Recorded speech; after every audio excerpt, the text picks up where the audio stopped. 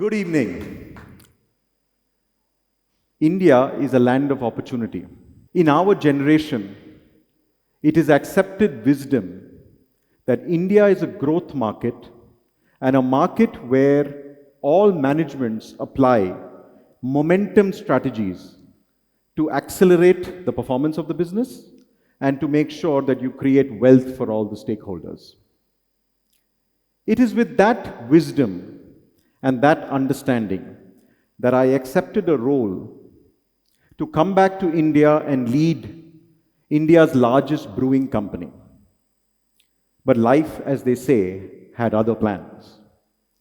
Between the time I accepted the offer and joined the company, COVID struck. It was a time of great tragedy and a time where humanity was really rebooting. All of us have experienced it. All of us have lived through the trauma, so I'm not going to spend too much time about what happened. But needless to say that the beer industry, along with the airlines industry and the multiplex industry, were perhaps the most affected. Our markets were shut. Bars and restaurants where consumption happened were shut. Within 10 days of joining the company, I announced the previous quarter's results with a negative 73% in sales. So for every rupee that we sold, we were left with 27 paisa. Obviously, profits turned into losses. We had no cash to meet our costs. And our employees were scared.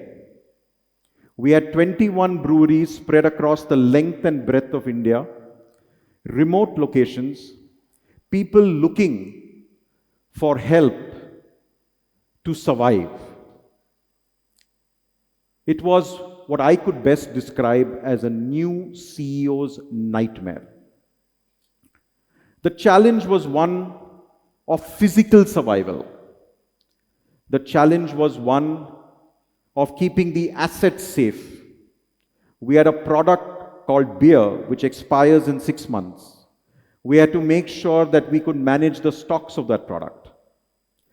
Above all, we had to constantly be on the ball to reassure our 6,000 odd employees that the company was behind them.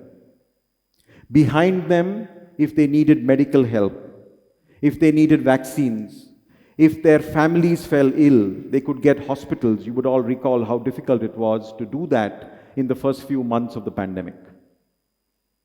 Very quickly, we threw out all our strategies of growth and momentum and started on survival. The first thing we did was to protect our people. Physically protect them, but also we took a call as a company that this was not the time to cut jobs. So we made sure that everyone at least retained their job, although we had very little business. Not the easiest thing to do when you are a listed company with public shareholders and you really need to focus on the performance of the business. The next thing we did was to say that our consumers still existed somewhere, even if they didn't consume our products.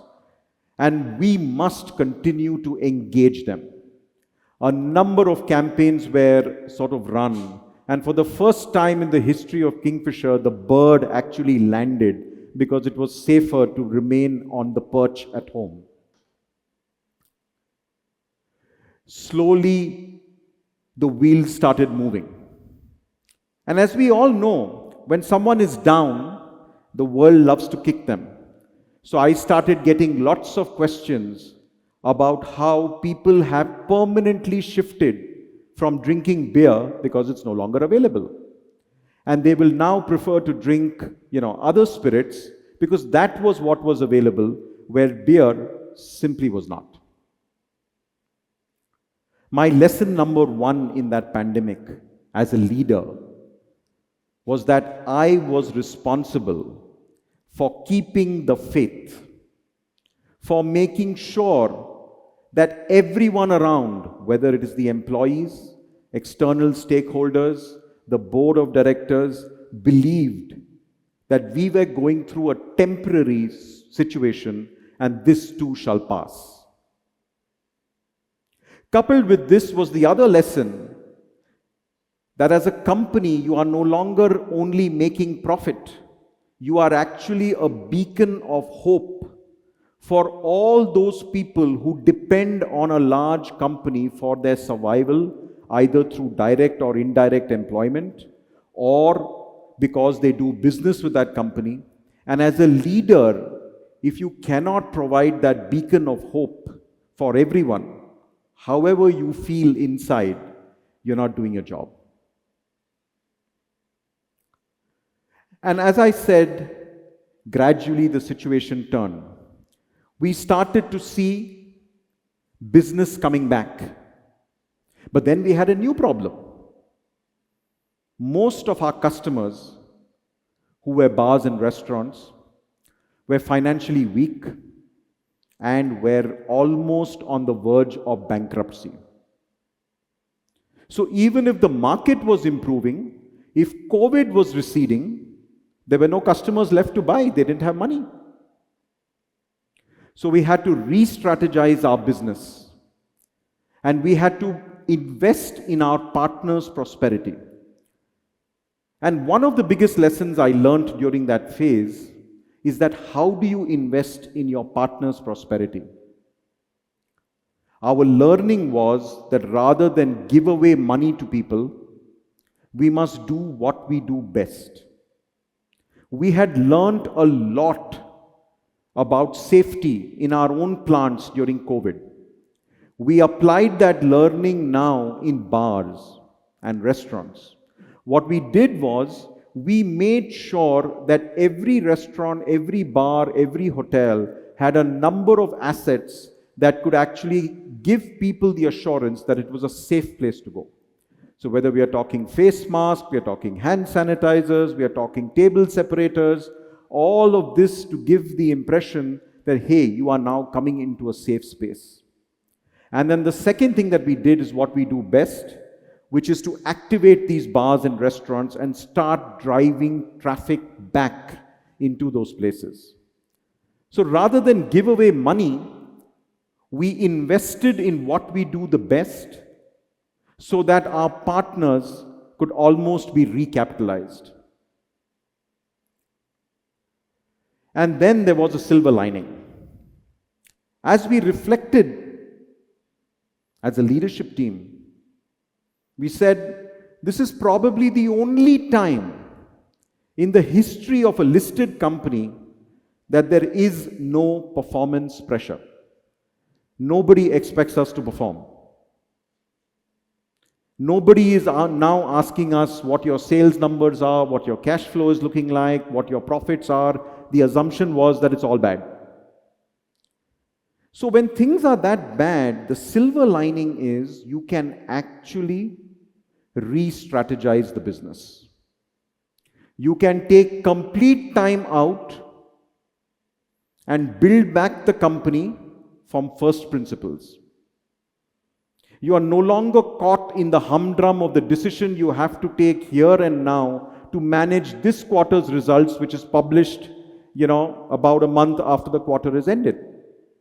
So with quarterly performance pressure gone, we started focusing on the long term.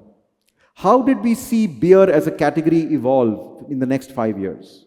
How would we grow the pie as opposed to only focus on short-term market share? How would we create new occasions for the consumption of beer?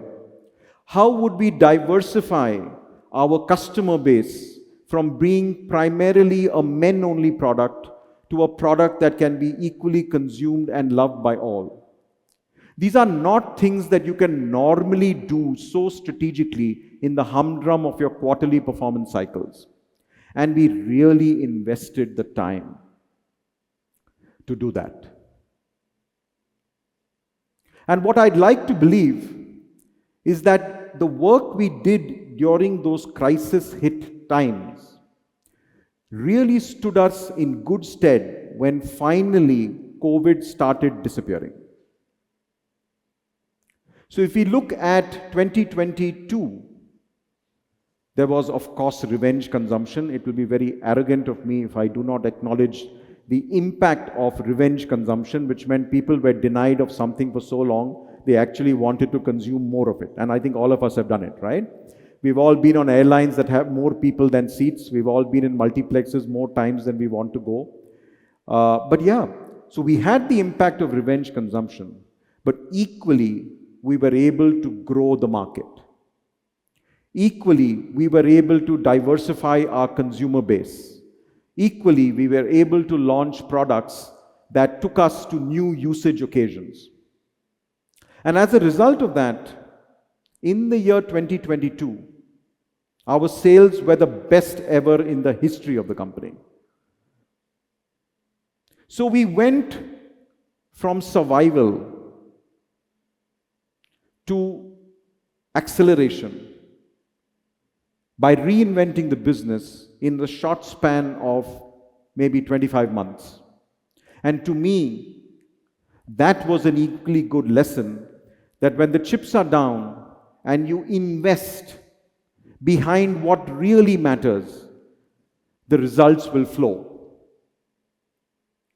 Somebody once told me during the COVID period that, when the water comes on the beach, right? It is the fish that eat the ants. And when the water recedes, it's the ants that eat the fish. So when times are tough, it's best to decide whether you're the fish or the ant and play your role accordingly, because the tide will turn. The other thing that I would like to mention is people. Not the finest brands in the world, not the best infrastructure, not the plants in the 20-odd locations that we had, but it was the people who went way beyond the call of duty to actually do what was expected of them and even much more that really made the difference. People could have easily said, so what if there is a plant? We are not going because, our lives are at stake. But they didn't say that. They felt responsible that this company, which has actually given them a life, given them an employment, given them a very vital thing in their life called money, needs also something in return at the moment when there is a crisis, and people stepped up. The leadership team and all of us in different parts of the cities, different parts of the country, always made sure that if we are asking people to come to work, we were there as well. This whole debate about, hybrid working, home working, working from office was irrelevant for us. And the reason it was irrelevant is because all the white-collar workers in the world can work from home. How do you run a plant from home?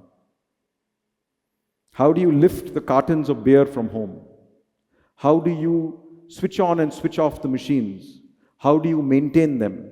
So if you are in a company which has a hybrid workforce, which I think most companies have, it's not easy to just say that we'll all shut down and work from home. It doesn't work. And it is in those moments that you need the people to step up. And that's what I saw an abundance of. Last, but certainly not the least, my biggest learning. Leadership is about creating followership.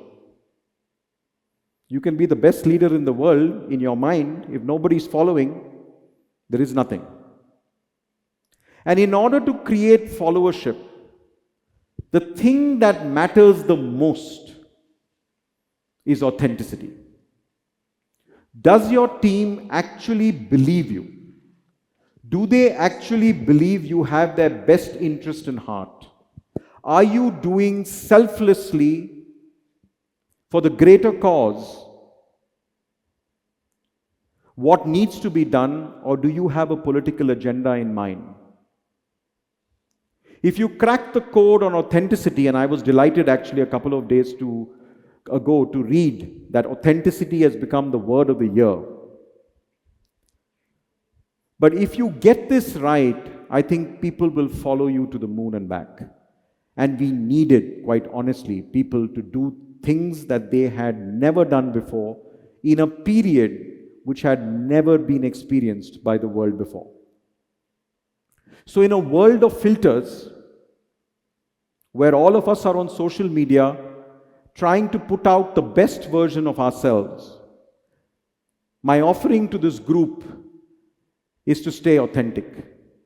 That will give you a lot more in terms of followership, effectiveness, and if you're trying to build resilience, or if you're trying to deliver something in a tough situation, or reinvent yourself, or build a habit, that is what will take you forward.